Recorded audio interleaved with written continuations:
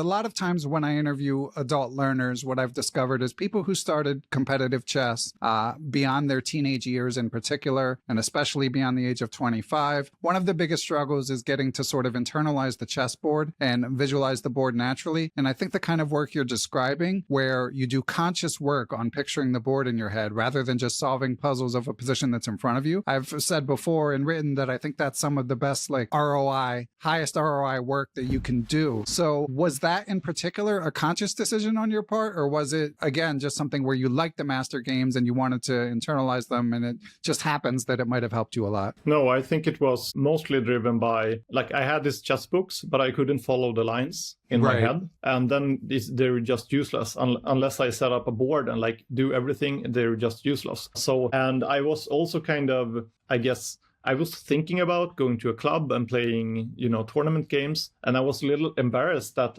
it wasn't second nature to me, like the notation of moves.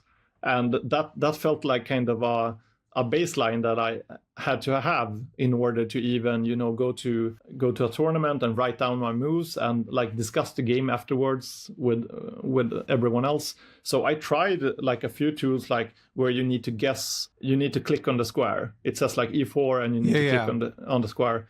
I didn't think they helped a lot. So then I tried this. And suddenly it just clicked. Yeah, I guess that's it. And that's one part. And the other part is just, I'm a big fan of, these scientific approaches to learning. And they really revolve around creating situations where you can test yourself and get feedback on whether you're right or wrong. And then you can see that you have made progress. So a lot of my frustration with chess is that you don't notice that you're getting better, and probably you aren't getting better, but you don't really feel that now I learned something. And that's the attraction of the spaced repetition in Chessable, for example. You can really feel that, okay, maybe I have just memorized a lot of useless opening lines, but I have learned something, like I have improved. And that's the same thing here. I would see that the first time I tried to recollect the game, I couldn't. And then the second time I could. And then after 3 or 4 times, I could do it in my head. And then, the day after, I still remember the game. So I have